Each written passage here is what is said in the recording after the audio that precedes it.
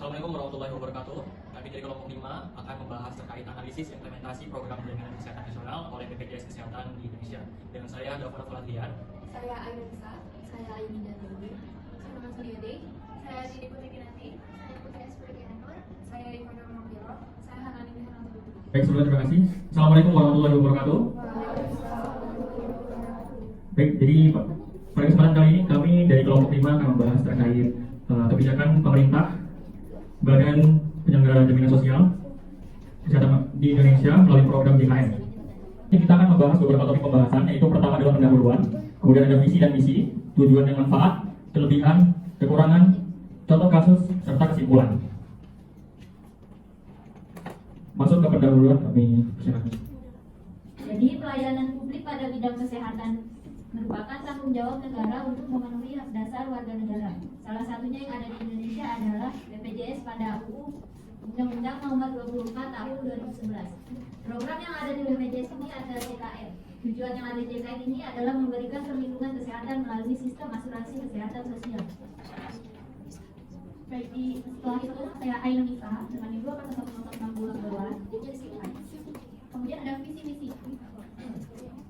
Visi-misi dari BPJS sendiri yaitu menjadi badan penyelenggara yang dinamis, akuntabel, dan terpercaya untuk mewujudkan jaminan kesehatan yang berkualitas, berkelanjutan, berkeadilan, dan inklusif dengan misi meningkatkan kualitas layanan kepada peserta melalui layanan terintegrasi berbasis teknologi informasi, yaitu yang kedua menjaga program JKN KIS tetapi dengan menyeimbangkan antara dana jaminan sosial dan biaya manfaat terkendali. Ketiga, memberi jaminan kesehatan yang berkeadilan dan mencakup seluruh penduduk Indonesia. Yang keempat, memperkuat keterlibatan dengan meningkatkan sinergi dan kolaborasi pemangku kepentingan dalam mengimplementasikan program JKN KIS. Yang kelima, meningkatkan kapabilitas badan dalam menyelenggarakan program JKN KIS secara efisien dan efektif dan akuntabel, berkehati-hatian dengan prinsip tata kelola yang baik. SDM yang produktif, mendorong transformasi digital serta inovasi yang berkelanjutan. Program ini juga memiliki tujuan, yaitu memastikan setiap warga negara Indonesia memiliki akses terhadap pelayanan kesehatan yang berkualitas, sehingga kita semua dapat hidup lebih sehat, produktif, dan sejahtera. Selain tujuan yang mulia, JKN juga memberikan manfaat yang komprehensif dengan mencakup pelayanan kesehatan mulai dari upaya promotif, preventif, kuratif, hingga rehabilitatif. Program ini diharapkan tidak hanya dapat mencegah dan mengobati penyakit, tapi juga memberikan pemulihan yang optimal dengan perlindungan yang terukur secara konkret dan baik. Ini yang pertama adalah akses layanan kesehatan yang luas. JKN BPJS Kesehatan mencakup hampir seluruh wilayah Indonesia sehingga memudahkan masyarakat mendapatkan pelayanan kesehatan. Yang kedua, tidak ada pembatasan usia dan riwayat penyakit. Tidak ada diskriminasi dalam pelayanan, semua dilakukan tanpa memandang usia dan riwayat penyakit sebelumnya. Yang ketiga adalah perlindungan finansial, membantu masyarakat akan finansial, terlebih masyarakat yang kurang mampu saat membutuhkan layanan kesehatan. Yang keempat adalah manfaat komprehensif, yaitu mencakup berbagai jenis pelayanan medis, termasuk rawat jalan, rawat inap, dan tindakan operasi. Yang terakhir, probabilitas nasional. Peserta tetap mendapatkan jaminan kesehatan meskipun berpindah tempat tinggal ataupun kerja selama masih berada di wilayah NKRI. Yang pertama, antrian dan waktu tunggu yang panjang. Jadi, banyak peserta yang mengeluhkan lamanya waktu tunggu dan antrian panjang, terutama di rumah sakit rujukan. Yang kedua, fasilitas yang tidak merata. Tidak semua fasilitas kesehatan memiliki kualitas yang sama, terutama antara rumah sakit di kota besar dan daerah terpencil. Yang ketiga, prosedur administratif yang rumit. Jadi peserta sering menghadapi prosedur yang kompleks seperti rujukan berjenjang yang terkadang membingungkan dan mempersulit akses ke layanan yang lebih tinggi. Kurangnya pembayaran klaim ke Vaskes. Jadi keterlambatan pembayaran klaim kepada fasilitas kesehatan itu dapat mempengaruhi keterbatasan layanan obat bagi pasien. Terus yang kelima ada keterbatasan pilihan dokter dan rumah sakit karena rujukan yang berjenjang.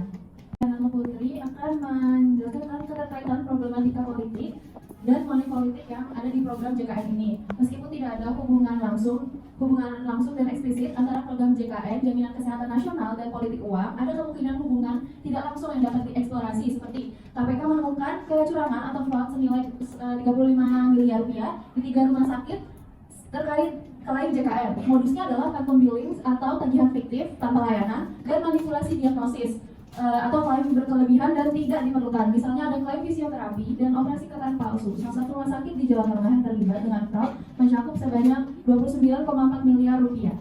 Yang dari kami ada yang ingin didiskusikan? Baik, silakan yang lainnya bertanya ya.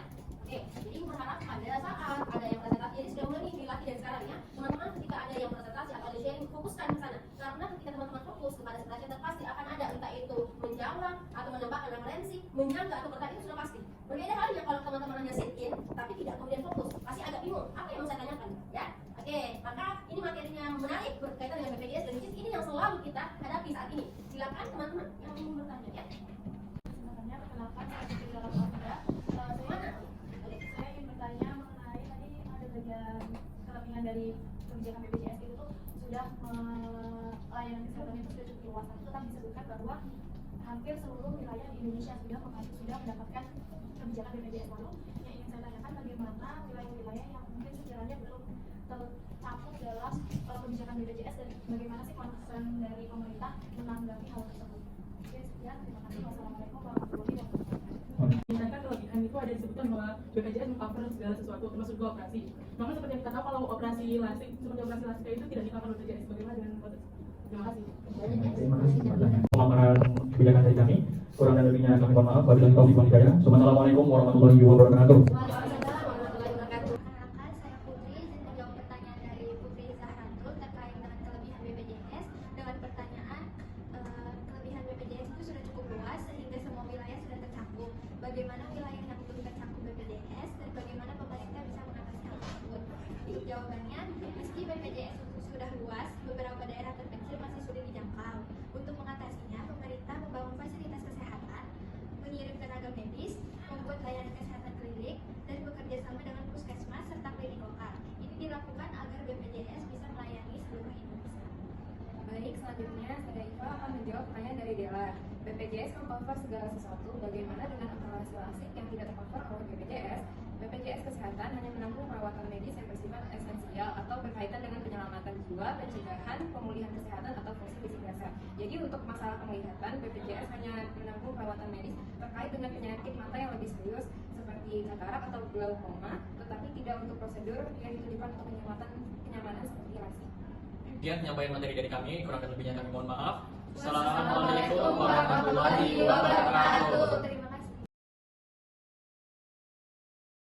Kelompok 5, Parah.